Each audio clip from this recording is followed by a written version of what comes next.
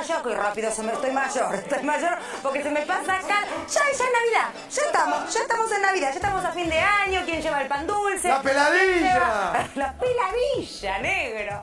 Te salta la edad como a mí, ¿eh?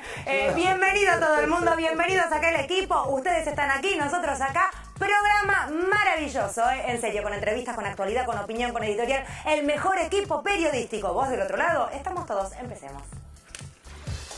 La legislatura de la ciudad convirtió en ley el aborto no punible en los casos de violencia o riesgo de salud para la madre.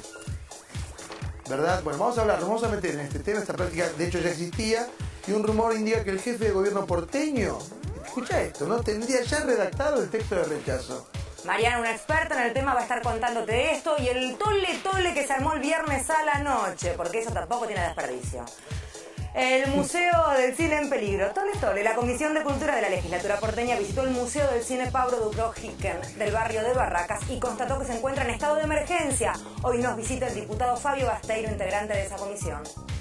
Negrito Vázquez hoy nos muestra que está con nosotros Canales de Reducción de los Andes, obra en la cuenca inferior del río Tunuyán, en el noreste de la provincia de Mendoza, y esto lo agrego yo, gracias a estos riegos, un secano, como es Mendoza, se convierte en un vergel. Pero esto requiere de laburo humano, y así es que Mendoza es la provincia que es. De esto va a estar hablando el negro, con la verdad, una obra muy interesante para lo que significa lograr la fertilidad de un lugar que no es fértil por naturaleza. Claro que sí. Además el negrito trae, ya que estamos focalizando en Don Vázquez, trae una encuesta que no se ha conocido popularmente aquí en la Argentina con respecto a cuestiones que hacen en las elecciones en Venezuela. Información de primera mano, exclusiva y muy seria, así que no te la pierdas. Tenemos además con el Martín una mochila divina con material también casi inédito, en realidad no sé si es inédito, pero hace mucho que no se ve al aire, de un ídolo de todos nosotros de cuando éramos chicos. Me morí de amor cuando me enteré. Además tenemos con Mariana también la asunción de la primera funcionaria transexual en la Argentina. Te vas a enterar quién es, cuánto hace que trabaja,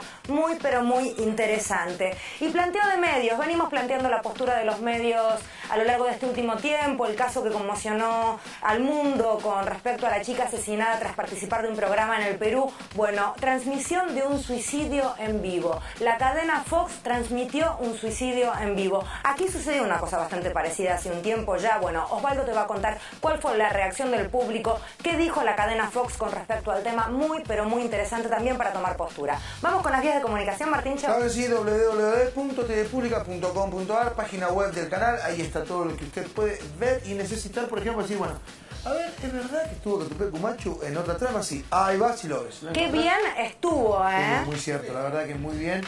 Bien, bien viejito. @tv_publica es nuestro Twitter, o Twitter, como dicen los chicos. En Facebook nos encontrás en Consentido Público, pones así, Consentido Público y aparecemos. Hay 2 o 3 páginas, esto está bueno aclararlo, 2 o 3 páginas de Consentido Público, porque hay una página de amigos de Consentido Público, hay una página fan y una oficial que es la primera que está en la lista. Y Consentido Público, @tvpublica.com.ar, nuestro mail para que te comuniques con nosotros las 24 horas del día, los 365 días del año, bueno, todo el tiempo que quieras. Muy bien, señor, gracias. Se lo extrañó el viernes, ¿eh? Muchas gracias, yo también lo extrañé, pero bueno, estaba dificultado la salud. Hubo un momento en el cual hacíamos agua y agua y agua. Gracias por estar. Vamos ahora a hablar de la primera de las noticias, tiene que ver con el aborto no punible. Yo te hablaba del lío que se armó puntualmente en el momento de la votación. A mí me hacía acordar en cuanto a la diferencia de votos con lo mismo que pasó en Uruguay, porque la diferencia fue de un solo voto, pero no sé si hubo tanta polémica, lío y faltas de respeto, se podría decir, como pasó aquí. Mira, 30-29 fue la votación en la madrugada, 3 de la mañana, cerca de las 3 de la mañana del viernes. ¿Pero qué se estaba votando? Aborto no punible, es decir, reglamentar lo que dice el Código Penal desde 1921. A diferencia de lo que ocurrió en Uruguay hace unos días, donde la Cámara de Diputados avanzaba hacia una ampliación del acceso al aborto no punible. Por eso llama la atención tanta resistencia de parte del macrismo, que se abroqueló duramente para no aprobar este proyecto, en el cual la oposición, es la primera vez que toda la oposición al macrismo se pone de acuerdo. ¿Para qué? Para avanzar con una reglamentación de acuerdo a lo que dijo la Corte Suprema en un fallo del 13 de marzo. No es un detalle menor que la oposición, toda la oposición se haya puesto de acuerdo en algo esto, pero tan importante. Exactamente, pero además a mí me llama la atención la resistencia a cumplir con la ley del macrismo, porque no es que estamos ampliando el acceso al aborto en la Argentina. El aborto está penalizado, lo dice el Código Penal.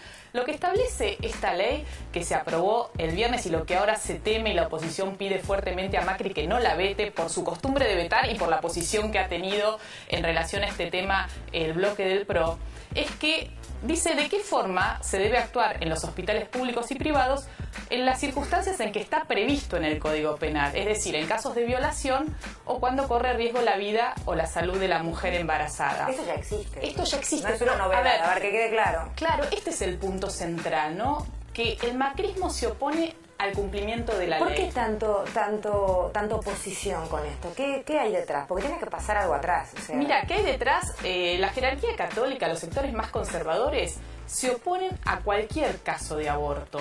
Incluso los que están previstos en la ley desde 1921. Esto hay que, yo lo insisto y lo digo una y otra vez, porque parece mentira que se discuta algo que es ley. O sea, se está discutiendo algo que es ley.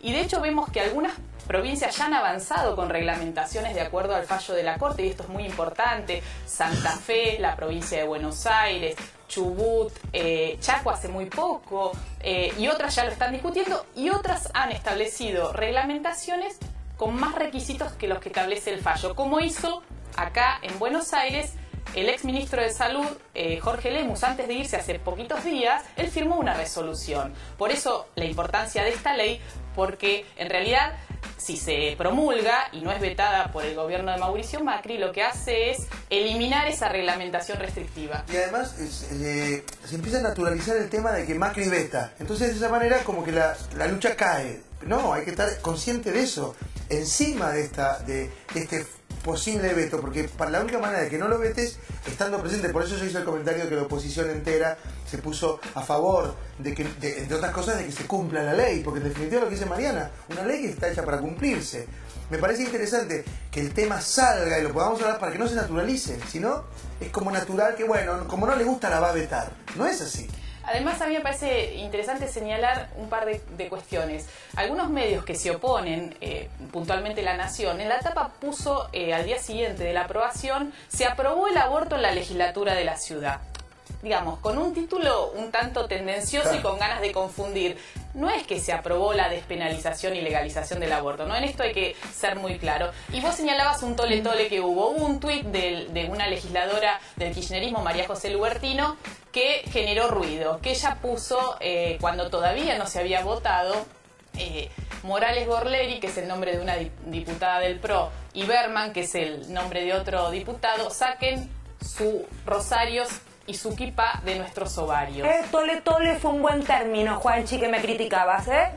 Este tuit inoportuno, desafortunado, de la diputada Lubertino, generó mucha reacción y cambió el eje de la discusión.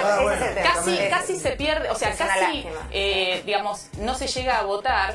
Ella pidió disculpas, pero se aprobó en esa misma sesión que va a ser denunciada ante el INADI para que el INADI se expida y dictamine si hubo o no discriminación en sus dichos. Sí, destaquemos la vuelta de la vida porque ella fue titular del INADI durante mucho tiempo. Sí, yo quisiera decir algo sobre esta frase. Es una frase muy habitual en las marchas por el derecho al aborto. Ajá. Saquen sus rosarios de nuestros ovarios cuando se pasa frente a una iglesia, a una catedral. Así. Suele gritarse Se eso. Suele gritar. Mirá. Es una frase hecha del movimiento de mujeres. Exactamente. Justamente para los sectores conservadores ligados a la Iglesia Católica que pretenden imponer sus preceptos morales y religiosos a la hora de discutir el aborto, se corran de ese lugar. Coincido en que la frase fue desafortunada, no tenía que ver, digamos, sonó agresiva en ese momento, sobre todo al personalizar. A eso voy, digo, hay momentos en los cuales no es oportuno decir determinadas cosas porque no conviene a veces. Y además, ¿no? esta cuestión de personalizar fue muy errada de parte de la diputada y ahora se verá si tiene algún tipo de sanción por parte del INADI. Aumento del ABL en torno al 23%. Grabar con el impuesto a los sellos la compra de autos 0 kilómetros. Un alza en la de los usados. Retoques en ingresos brutos. Tranqui. ¿De qué estoy hablando? El presupuesto elevado por el ingeniero Mauricio Macri a la legislatura de la ciudad. Hay que recordar que él hizo la campaña por su reelección casi repitiendo aquello de With my lips, no more taxes. ¿Se acuerdan de esa campaña? Él dijo, Lea mis labios, no hay que aumentar los impuestos de la ciudad, dijo él. Sin embargo, al cabo del primer año de gestión del segundo mandato, quedó claro que en estos 4 años él va a aumentar el 100% del ABL. 100% del ABL. Hubo un momento, el año pasado, claro, que en realidad era oportuno, porque tenía que ver con la actualización de un montón de lugares que figuraban de una manera, le hace Puerto Madero a lo mejor, y ya eran otra, o lugares donde se habían construido tremendas torres y no estaban actualizados los valores. Con la revaluación no va a ser el 100%, va a ser hasta del 1000%. Ajá. Porque te cambian la categorización, te cambian la evaluación del inmueble y ya no va a ser del 100% nominal, que es lo que él dice que va a variar el ABL al cabo de sus 4 años de nueva gestión, o sea, de segunda gestión, sino que va a llegar hasta el 1000% de aumento en algunos casos.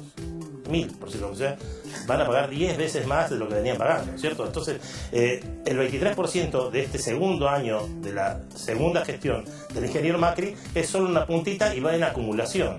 Y además inventa nuevos impuestos, como por ejemplo el 1% a los sellos del auto 0 kilómetro y una variación que va a estar entre el 5 y el 6% en los sellos de la transferencia de autos usados. ¿Y ya apareció en el Facebook la convocatoria para cacerolarear esto? No la conozco. No digo, porque con una medida así, lo mínimo que tiene es una cacerolazo. ¿Está confirmado esto? Sí, claro, está en el presupuesto. Y además lo lindo es la forma en que, ya que Mariana remarcaba cómo algún medio tiende a confundir con el título, por ejemplo, con el tema del aborto, también hay otros que están confundiendo con el tema del aumento de Macri.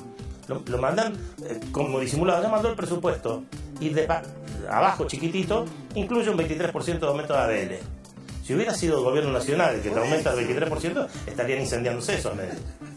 Clarísimo, negro, gracias. Más adelante me contás lo de Venezuela, que Sí, viene señora. caliente, es interesante, hay unas cuantas encuestas muy, pero muy interesantes. Vamos ahora, hablábamos de ahorrar, de impuestos, de situaciones.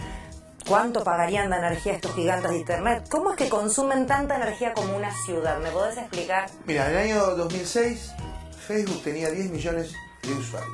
10 millones. Es una cifra enorme, pero muy chica a la que hoy es en realidad. Rothschild era el jefe de logística de Facebook. ¿Qué hace el jefe de logística? Mantiene las máquinas a los servidores, que son las computadoras más grandes para tener toda esa información, vivas. Se le empezó a prender fuego una de las máquinas de la cantidad de energía que utilizaba y a la madrugada de ese día comenzó a buscar por todo California ventiladores para apagar ese fuego porque Facebook colapsaba. Años después... Hay métodos más modernos. Sí, claro.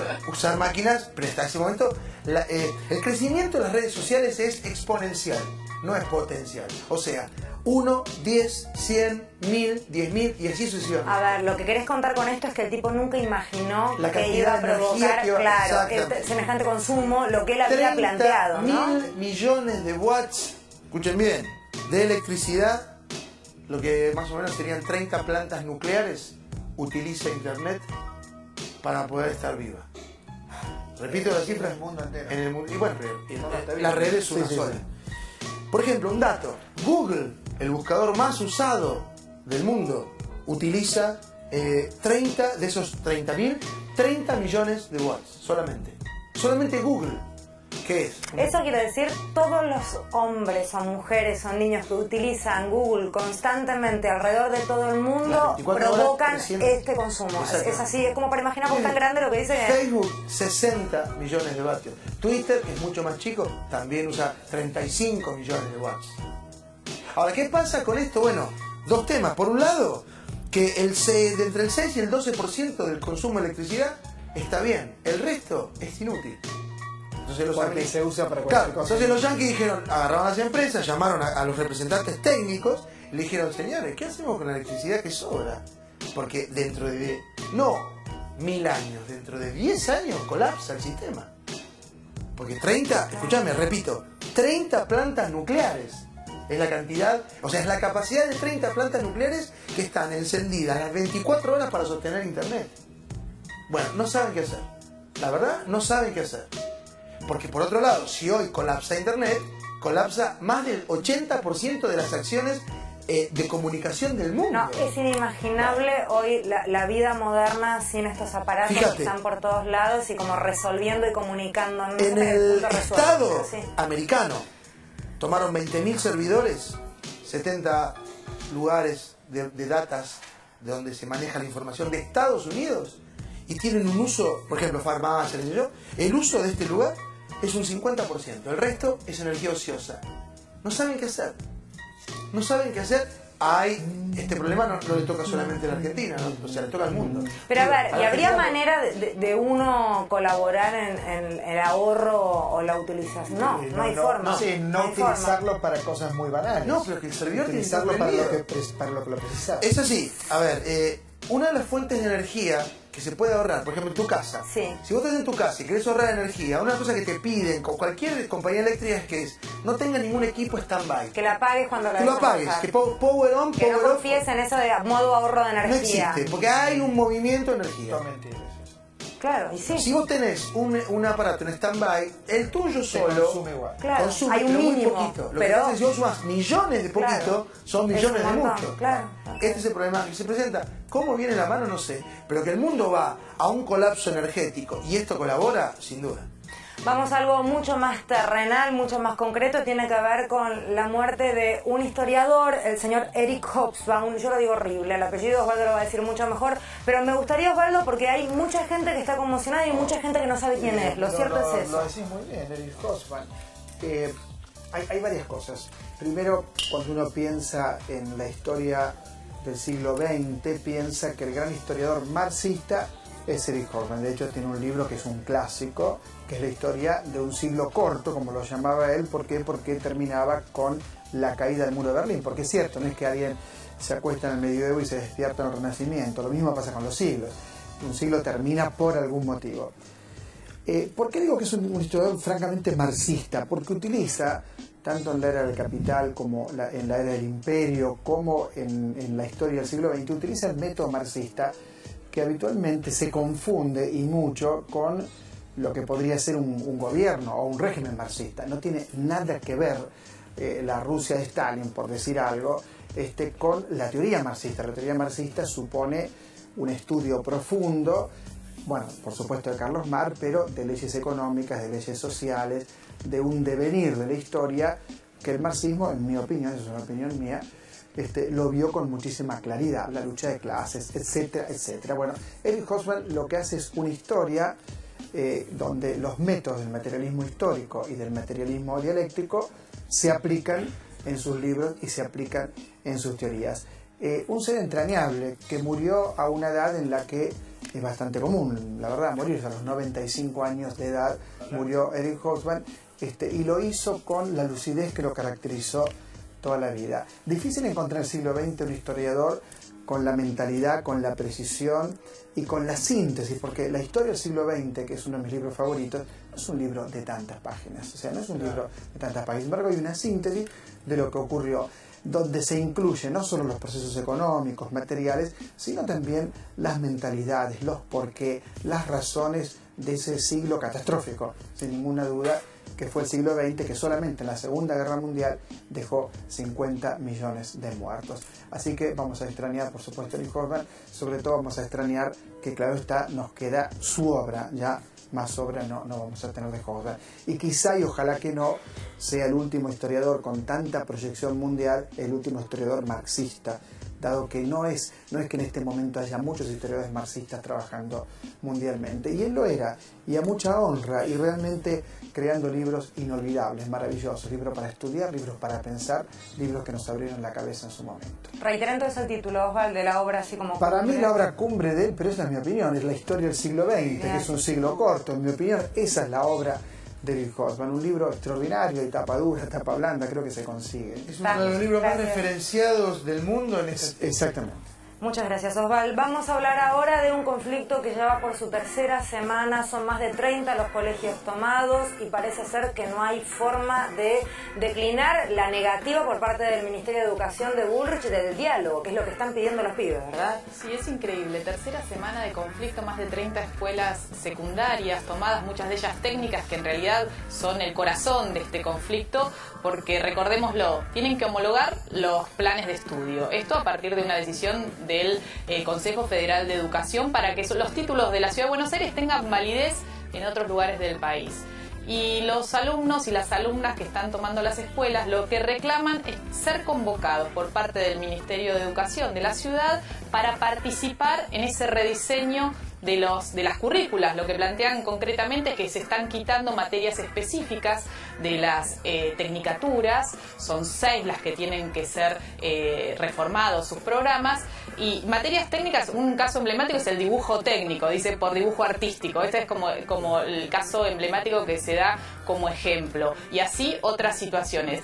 Llama la atención la incapacidad del ministro Esteban Bullrich para desarticular el conflicto. Tercera semana de tomas en más de 30 colegios y sigue, ¿no? Porque se van a ir sumando, es lo que se dice. Hubo una marcha muy multitudinaria el jueves pasado al Ministerio de Educación de la ciudad y no fueron recibidos, ni siquiera se les habilitó un lugar para empezar a entablar un diálogo. ¿Qué es lo que plantea Bullrich? Dice que esta no es la manera de defender una institución, digamos, cerrándola, y plantea que en realidad estos hechos están vinculados con motivaciones políticas por fuera de las escuelas, es decir, que estarían motorizados por grupos antimacristas, kirchneristas, señala, pero independientemente, digo, es interesante porque las agrupaciones políticas en las escuelas responden a agrupaciones políticas, valga la redundancia. El punto es que hay un motivo de conflicto, hay una razón, una causa,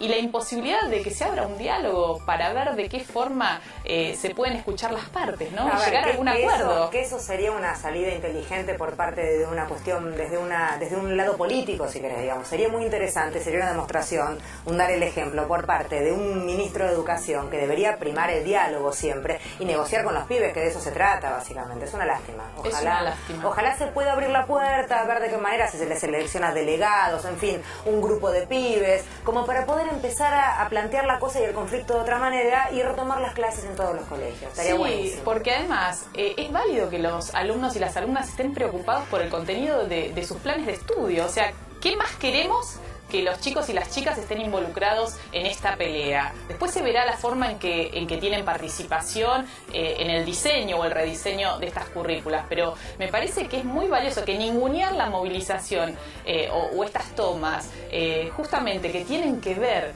con una cuestión del compromiso de los alumnos con su propia educación, me parece que es muy triste. Vamos a jugar ahora al ¿quién lo dijo? A ver, Venezuela, tenemos 2 candidatos, Chávez por un lado, ya saben más o menos qué línea representa a Chávez, y Capriles por el otro, que vendría a ser la derecha, grosso modo te la dibujo, ¿está bien lo que estoy diciendo, Negri? Más o menos, así un grosso modo te hago, después vos lo detallás. ¿Quién puede haber dicho de esos 2 candidatos, si yo viviera en Estados Unidos, votaría por Obama? Obvio que lo dijo Chávez. Lo dijo. Ya, qué clara tiene la realidad de Venezuela el señor. Qué informado está el señor. ¿En qué contexto? ¿Cómo viene la cosa? Ya estamos en la recta final, ¿no?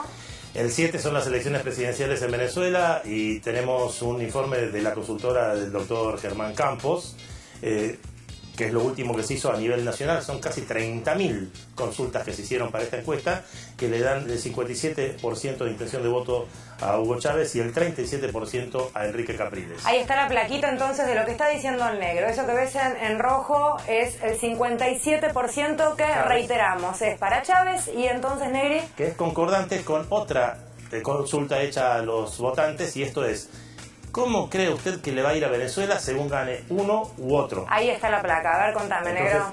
Ahí está la similitud entre la intención del voto por Chávez y la expectativa de que a Venezuela le va a ir mejor si gana Chávez que si gana Capriles. El 55,1% cree que la situación de Venezuela mejoraría en el caso de que vuelva a ganar Chávez. De que ganara Chávez. Y el 33,5% se lo da al candidato adversario. Vale, sí, son proporciones muy semejantes a la de la intención de voto directo. Sí, y esto absolutamente. es una encuesta hecha la semana pasada, y si las elecciones fueran, hoy se le preguntaba, ¿no? Hay después actos de cierre de campaña, como en toda otra campaña presidencial, sobre todo muy reñida, y una vez más se da la circunstancia de una oposición que a último momento habían convergido, ¿no? Dijeron, vamos a elegir uno solo, que es una especie de Francisco de Narváez, para decirlo muy claramente, Enrique Capriles. Eligieron un empresario que fuera más o menos representativo de los medios de comunicación fundamentalmente, y ahí fueron con este personaje. Ahora se están fragmentando a último momento, de manera que, aún en el caso de que llegara a ganar Capriles, el desarrollo institucional venezolano no sería muy auspicioso en los próximos meses. Ayer hubo una movilización bastante masiva de parte de Capriles, que era muy destacada en los medios, ¿no? Y claro, pero a ver, ¿qué es masivo en este momento en Venezuela? Juntar 800.000, 1 millón de personas. ¿Es masivo? Sí, es muy masivo. Pero hay que recordar las dos manifestaciones, las dos que yo recuerdo del 83, por ejemplo, acá. Una tuvo casi 2 millones de adherentes, otra 1.800.000, más o menos se decía. Todas las manifestaciones de cierre de campaña en estos países son masivas, pero no son indicativas ni tienen un correlato directo con el resultado electoral final.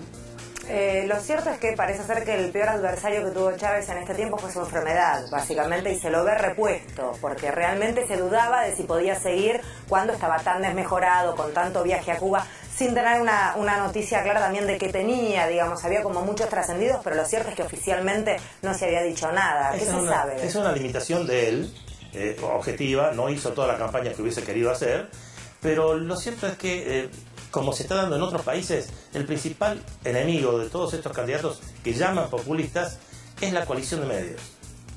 La coalición de medios, el Grupo Clarín estuvo en Venezuela, el símil quiero decirte, ¿no? Como lo estuvo en Colombia, como lo está en el Brasil, como lo está en Ecuador, es fundamental lo de Ecuador. Escuchaba a una cronista venezolana que daba cuenta justamente de esto y decía que cuando mostraban que jugaba una cadena de televisión por Capriles, lo mostraban en acción, y del otro lado pantalla partida en blanco, porque decían Chávez no estaba haciendo nada, digo, para mostrar el contrapunto.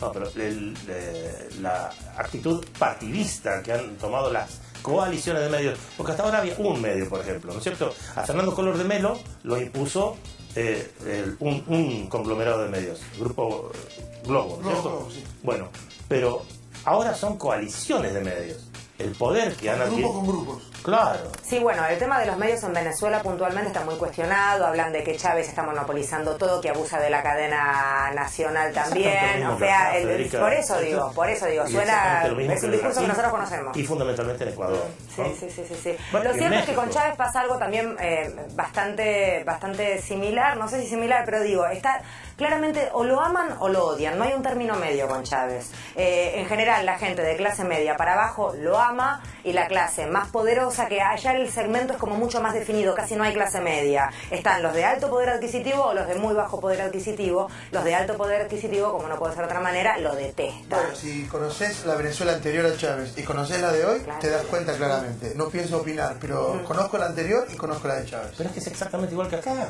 Es kirchnerismo anti-kirchnerismo. Pero no hay una construcción identificatoria de ese anti-kirchnerismo. Es el anti-kirchnerismo, pero no es un sujeto. Lo mismo pasa en Venezuela. Es Bueno, a antichavismo. ver, queremos la encuesta, damos por ganadora a Chávez, sí, Esta es muy afecta, buena. es Son muy seria. 30.000 casos. ¿Sabés lo que es hacer una Sí, encuesta? es enorme, sí. Es un buen mapa. Y Germán Campos es un politólogo de Gran 7, es muy bueno, realmente muy bueno. ¿Cuándo son las elecciones? 7. Ok, Este domingo. estaremos Este domingo, enterados. este domingo. Estaremos enterados. Seguramente va a dar para show, además, porque Chávez nos tiene un poco acostumbrado a esta cuestión. Sabe utilizar muy bien los medios también. Y país ese de tipo tierras de calientes, sí, siempre sí. Sí. Suelen ser sabrosas, sí, absolutamente. Son sabrosas. Vamos sabroso. Vamos ahora a un ídolo de nuestra infancia. Seas una nena, seas un nene, seguramente lo habrás disfrutado. ¿De quién hablamos? Mira, del señor que andaba por los árboles gritando, ¿no? Entre las lianas, como le dice. Si habremos practicado el grito, chicos. Sí. Sea mujer o varón, Hoy- habremos practicado el hoy grito. temprano, Claro. tenía en el celular, recibo mi amiga tucumana Ariadna Ávila, que le mando un saludo, me dice, no podés hoy en consultivo público olvidarte de Tarzán. Le digo, no, claro, porque un día como hoy, 1 de octubre, pero de 1912, salía Tarzán por primera vez, que es el héroe, escuchen esto, para mí, y lo dijo el hijo de ¿cómo se llama? Burr Wright, que es el autor, el héroe ecológico, por primera vez apareció un héroe ecológico. Porque ¿qué hacía Tarzán? El hombre mono, como le decían. Era, argumento, un niñito que se criaba en la selva y que a partir de su crianza en la selva obtiene, o sea, tiene una habilidad propia entre animal y hombre, y luego, en la época victoriana, inglesa victoriana, intentan volver a la civilización. Y Tarzán escapa y vuelve a la selva. Esa es la historia, es sencillo. Ahí está. Me encantaba. Además no tenía superpoderes. No. Bueno, era muy fuerte. Estaba buenísimo. ¿Nadaba? ¿Cómo nadaba? ¿Por qué La liana era muy ¿Por qué copada. nadaba también? Porque el que estamos viendo era Johnny Weissmuller, el famoso Claro. nadador Ese de cuando, olímpico. o sea, cuando yo era chico veía esa, Sí. en blanco y negro, que ya era vieja. Ahora quieren que Tarzán sea Sí. el muchacho este que ganó en los Juegos Phelps. Olímpicos. Claro, Phelps. Bueno, ¿En serio? Sí, hay un intento de comprometerlo en la próxima Super. Bueno, Sí. está entre él Que y lo vos, que nadás muy bien, ¿no? Sí. Yo te digo una Daniel cosa. Busto, que también nada. Y Nathanson. Y Nathanson, te está define entrenado. la edad, Tarzán te define la edad. Sí, claro. Porque vos tenés, yo por ejemplo, recuerdo a Johnny Weissmuller, lo recuerdo, Sí. en nuestra infancia por ahí estaba la peli, En pero la 1912. serie de Tarzán era Roy Ellie, Ay, esa no sé que cuál es, tenía seguro chita que lo- y manejaba, por ejemplo, que el primer Tarzán no lo hacía. Hay un Tarzán anterior inclusive, ¿eh? Yo quería ser Jane. Mi Jane. Tú Tu Tarzán. Tarzán. No, tú Jane. mi Tarzán. You Soy Jane, una tarada. mi Tarzán. ¿Vos leíste en 1912 cuando se publica la primera historieta? No. Él no vivía en No. 1912. ¿Vos lo viste en 1912? ¿Lo leíste? Vos tenés el primer número, ¿verdad? Ese grito es genial, chicos. ¿A quién le sale ese grito? Mirá qué grito. A Juanchi le sale perfecto. Negro, ¿cómo venís con el grito? Pésimo. Vamos, negro. Pésimo. Sí, de chiquito practicabas el grito, no me digas que no. Yo sí, practicaba, trataba de tirarme de la liana, me hice torta. Es de difónico, una no vez. lo puedo hacer. Si no, lo iría con todo. Yo sé que sí, yo sé que puedo Yo contar. le pongo todo el cuerpo. Vos has gritado. Se las agarra conmigo, ¿viste? Yo estoy tranquilo, no molesto a nadie, miro la rutina y me molesto. Mira la rutina en el bloque que viene. De hecho, guardamos ¿qué a ves? Chita en el camarín y vamos a estar hablando del estado del Museo de Cine. Preocupante, material invaluable. Allí se encontró, perdido, aunque no lo creas, Metrópolis, la película alemana de ciencia ficción que marcó un antes y un después en el cine. Bueno, había un original allí perdido, como quien encuentra un papel viejo que no sirve para nada. De ese tipo de cosas y situaciones han pasado innumerables veces. Lo cierto es que se supone que debería estar mejor. La mala noticia es que todo sigue igual. O peor.